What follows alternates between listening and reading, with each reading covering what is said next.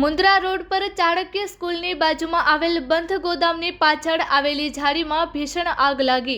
આ આગને કાબૂમાં લેવા માટે તાત્કાલિક ફાયર બ્રિગેડની ટીમ ઘટના સ્થળે પહોંચી હતી અને ભારે જહેમત બાદ આગ પર કાબૂ મેળવ્યો હતો।